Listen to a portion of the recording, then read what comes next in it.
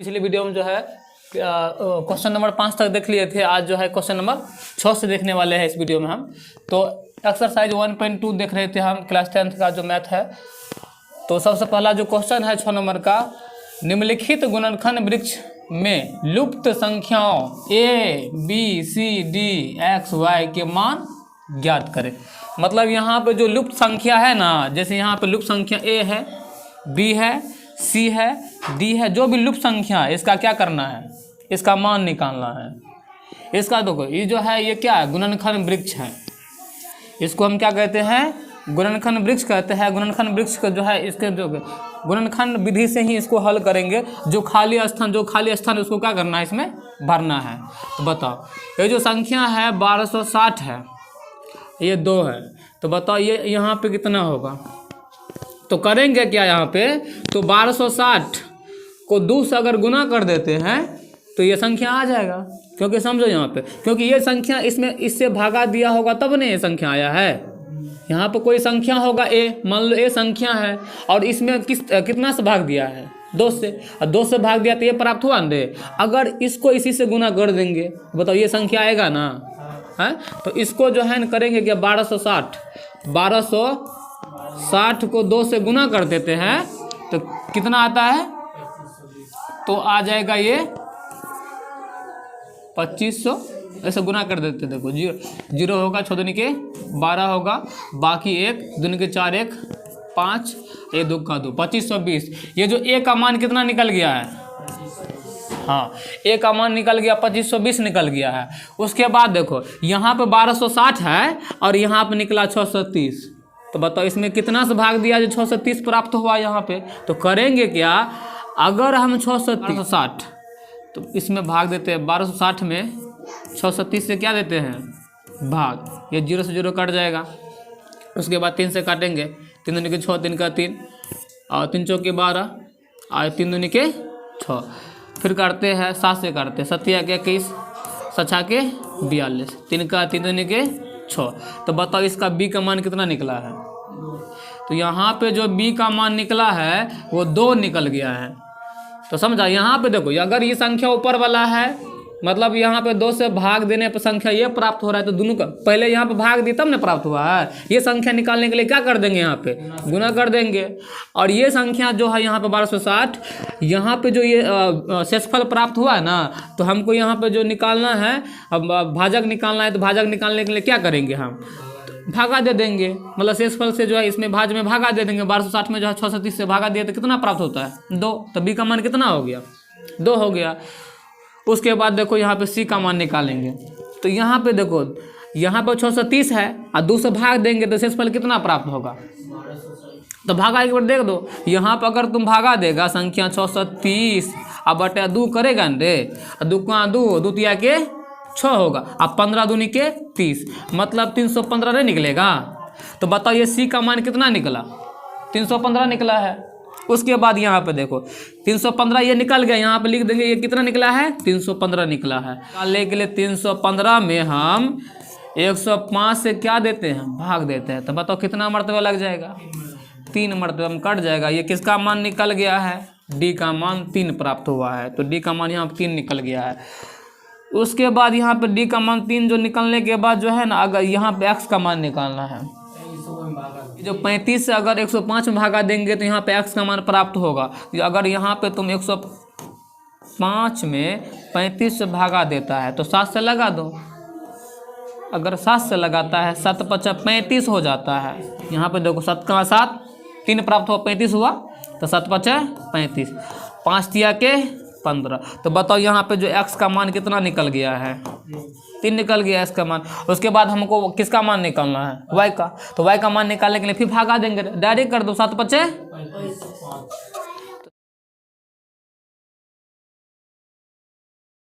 ना। सबसे पहले a का मान निकालना था, तो बताना यहाँ पर आंसर सबसे पहले बताना तुम लोग a का मान कितना निकला है। तो a का मान निकला है 2520 प्राप्त हुआ है। उसके बाद b का मान बताओ, 2 निकला है। c का मान बताओ, 315 निकला है। d का मान कितना निकला है, 3 निकला है। उसके बाद y का मान 5 निकला है। तो x का मान जो है 3 निकला है। यहाँ पर लिख देंगे x का मान जो है 3 प्राप्त हुआ है। देखो अगला क्वेश्चन जो है 2 का 6 का जो है 1 नंबर देख लिया, जो है 2 का देखेंगे। अब 6 का 2 नंबर, देखो 6 का 2 नंबर भी वैसा ही सवाल है, सेम टू सेम है, तो वैसे ही बनाना है जो बनाए ना 6 का 1, वैसे ही ये भी क्वेश्चन बनाना। तो अगला जो है क्वेश्चन है 6 का 2 नंबर जो है यहाँ पे, तो देखो यहाँ पे जो है ए का मान निकालने के लिए जो है हम करेंगे 2 से जो है इसमें क्या कर देंगे, भागा देंगे। अगर 2 से इसमें भागा देगा तो ए का मान यहाँ पे प्राप्त होगा कितना, तो यहाँ पे जो है लगा दो 15 दूनी के 30, ये 0 होगा, और 15 दूनी के 30, तो ये निकल गया 15,015। ठीक है, ए का मान कितना निकल गया 15,015 निकल गया। और बी का मान निकालने के लिए अगर तुम 3 से भागा देता है इसमें 15,015 में जो है 3 से भागा देता है ना, तो बी का मान यहाँ पे निकल जाएगा। और भागा देने के बाद ये निकलता है कितना 5,005 निकलेगा, बी का मान निकल गया। और हमको सी का मान निकालने के लिए जो है 1,001 से जो है इसमें क्या दे देंगे, भागा दे देंगे। अगर यहाँ पे तुम 1,001 से भागा देगा ना, तो यहाँ पे कितने मरतबे में लग जाता है, 5 मरतबे में कट जाएगा ये, मतलब सी का मान कितना निकल जाएगा, यहाँ पे 5 निकल जाएगा। उसके बाद यहाँ पे डी का मान निकालना है। डी का मान निकालने के लिए तुमको जो है यहाँ पे 1,001 में जो है 7 से भागा दे दो। यहाँ पे देखो, यहाँ पे 7 का 7 बचा 3, 30 हुआ। उसके बाद 7 चौके 28 बचा 2, 21 हुआ। 7 के 21, तो मतलब यहाँ पे डी का जो मान निकला है ना वो 143 निकला है। उसके बाद निकालना है फिर यहाँ पे एक्स का मान निकालने के लिए फिर 13 से जो है 143 में क्या करेंगे, भाग करेंगे। तो भाग करो एक बार, यहाँ पे देखो 13 का 13 बचा 1, 13 का 13, तो एक्स का मान कितना निकल गया है 11। 7 नंबर के देखने वाले हैं।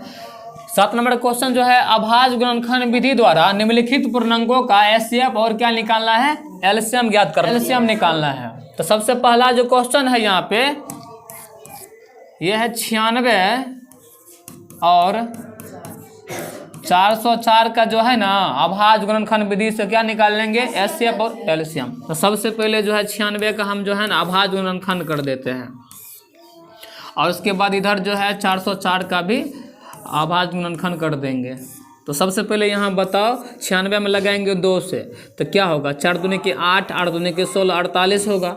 उसके बाद 24 दूनी के 48, उसके बाद 12 दूनी के क्या होगा रे 24, उसके बाद 2 छा के 12 होगा, और 2 तिया के 6। अब लगेगा, नहीं लगेगा। चलो अब यहाँ पे लगाते 2 से, 2 दूनी के 4 और 2 दूनी के 4, फिर 2 से 2 का 2, ये 0, 2 का 2 होगा, नहीं लगेगा तो छोड़ दो। बताओ यहाँ पे जो 96 यहाँ पे लिख लो, 96 बराबर कितना निकला है, तो यहाँ 1 2 3 4 5, 2 कितना है 5 बार लिख देंगे यहाँ पे 1 2 3 4 5। उसके बाद एक क्या है 3 है, तो लिख देंगे यहाँ पे। उसके बाद यहाँ बताओ 404 में जो है गुणनखंड करने पर क्या प्राप्त हुआ है, तो यहाँ पे 2 को 2 प्राप्त हुआ है और 101 प्राप्त हुआ है। तो हमको क्या निकालना है, एचसीएफ अपना निकालना है। एचसीएफ निकालने के लिए देखो, एचसीएफ मतलब होता है कॉमन फैक्टर। एचसीएफ मतलब क्या होता है, कॉमन फैक्टर। मतलब यहाँ पे ये दोनों संख्या बताओ कौन कौन कॉमन आ रहा है, मतलब दोनों में आ रहा है। तो बताओ यहाँ पे ये 2 2 दोनों में कॉमन आ रहा है रे, और यहाँ पे भी ये 2 2 दोनों में क्या आ रहा है, कॉमन आ रहा है। तो बताओ ये दोनों में जो कॉमन आ रहा है, ये दोनों में से एगो लेंगे, क्योंकि कॉमन लेते हैं ना। ये दोनों संख्या में से एगो 2 जो है ले लेंगे, यहाँ पे सिर्फ यहाँ पर भी जो है एगो 2 यहाँ से ले लेंगे। और उसके बाद बताओ कोनो कॉमन आ रहा है, कॉमन नहीं आ रहा, तो यही क्या हो जाएगा एचसीएफ। 2 दूनी क्या होगा 4, 4 क्या निकला इसका एचसीएफ, इसका एचसीएफ क्या निकला है 4 निकला। उसके बाद निकालना है एलसीएम निकालना है। देखो एलसीएम निकालने के लिए करते क्या, जो कॉमन लिए ना उसको लिख लेंगे पहले। कॉमन क्या लिए हैं, 2 दूनी के 4 लिए, तो एचसीएफ जो है 4 है, तो वही लिख लो यहाँ पे। और जो कॉमन लिए उसको छोड़ दो, कॉमन ये दोनों लिए ना इसको छोड़ दो, बाकी जो बचा गुना कर दो। बाकी क्या बचा है, यहाँ पे एगो 2 बचा है, यहाँ पे एगो 2 बचा है, 3 को 2 बचा है ना। उसके बाद एगो 3 बचा है, उसके बाद यहाँ पे 101 गुना कर दो, सबका आंसर निकल जाएगा। एलसीएम यहाँ पे गुना करेगा 4 दूनी का 8, 8 दूनी का 16, 16 32। अब 32 तिया गुना कर दो, 32 तिया 3 दूनी के 6 हो जाएगा, यहाँ पे 3 तिया के 9, तो यहाँ पे 101 में 96 से गुना करेगा तो 6 होगा, 0 होगा, 6 होगा, ये 9 होगा, ये 0 होगा, ये 9 होगा, मतलब 96 निकलेगा आंसर इसका। क्या निकलेगा? 96। तो बात समझा रे? 7 का 6 बता देते हैं, 7 का 6 बता देते हैं, ठीक है रे। तो यहाँ पे देखो 7 का जो 6 नंबर जो क्वेश्चन है वो है 1095 और जो है यहाँ पे 1168 है। तो यह यहाँ पे देखो अंतिम में 5 है तो 3 से लगाएंगे तो लगेगा, 3 तिया 9 लग सकता है, लगाते हैं। 3 तिया के क्या हो गया यहाँ पे 9 बचा, 1 पर 19 हुआ, 3 छाके 18, बाकी 1 बचा 15 हुआ, 3 पचे 15। उसके बाद फिर लगाएंगे यहाँ पे, बताओ यहाँ पे फिर अगर हम 3 से लगाते हैं तो लगेगा नहीं, लगेगा तो कैसे लगेगा? 5 से लगाएंगे, अंतिम में 5 ना है तो 5 से लगाते हैं। तो यहाँ पे देखो 7 पचे 35 होगा, यहाँ बचा 1 15 हुआ, 5 तिया के 15। अब बताओ लगेगा इसमें? नहीं लगेगा, छोड़ देते हैं आप इसको। चलो अगला इसमें लगाते, 2 से लगाते हैं। 5 दूनी के 8 दूनी के 4 दूनी के, चलो फिर लगाते 2 से, 2 दूनी के 4, 9 दूनी के 18, 2 दूनी के 4, फिर 2 से लगाते हैं यार, 2 का 2, 4 दूनी के 8, 6 दूनी के 12, फिर लगाते 2 से, 2 सते 14, 2 तिया के 6। अब तो लगेगा। चलो आ जा, अब क्या निकालना है? तो यहाँ पे लिख लो सबसे पहले ये जो है 1095 बराबर जो है 3 गुनी 5 गुनी 73। उसके बाद यहाँ पे जो है 1168 बराबर जो लिखेगा यहाँ पे ये है 2 गुनी 2 गुनी 2 गुनी क्या 2 है रे, 1 2 3 4, 1 2 3 4 गुनी 73, ठीक है। सबसे पहले बताना इसके हमको निकालना है एचसीएफ। तो एचसीएफ निकालने के लिए क्या करते हैं हम लोग? जो कॉमन फैक्टर है वही ना एचसीएफ है। बताओ इसमें कॉमन क्या क्या है? तो कॉमन सिर्फ दिख रहा है यहाँ पे 73, सिर्फ 73 ना कॉमन दिख रहा है, और कोई कॉमन दिख रहा है? तो एचसीएफ क्या है? 73। जो कॉमन रहता है ना उसमें से एक लिख लेते हैं, ये दोनों में से एक लिख देंगे ना, एक लिखें तो यह 73 आंसर हुआ। एचसीएफ कितना हुआ? 73। और निकालना है क्या? एलसीएम निकालना है। देखो एलसीएम निकालने के लिए करते हैं क्या, जो एचसीएफ है ना, एचसीएफ जो है उसको गुना करते हैं, जो बाकी कॉमन फैक्टर के बाद जो बच गया ना उससे गुना कर देते हैं। देखो यहाँ पे क्या कॉमन फैक्टर के बाद क्या सब बचा है? यहाँ पे 3 बचा है, 5 बचा है और 4 गो 2 बचा है, तो गुना कर दो यहीं पे। 2 दूनी के 4, 4 दूनी के 8, 8 दूनी के 16, तो गुना कर दो यहाँ पे रे। तो यहाँ पे गुना करेगा ना, 16 पंचे 80, 80 तिया 240, और 240 को अगर हम गुना कर देते हैं 73 से, ये 240 है, इसको गुना अगर करता है यहीं पे गुना कर दो बगल में, 240 को गुना कर दो 73 से, ये 0 4 तिया 12, बाकी 1 3 दूनी के 6 1 7, ये 0 होगा, 7 चौके 28, बाकी 2 7 दूनी के 14, 14 2 16, ये 0 2 8 7 15 6 1 7, इतना निकलेगा। तो ये जो निकल जाएगा एलसीएम कितना निकलेगा? 17,520, ये तुम्हारा आंसर हो जाएगा।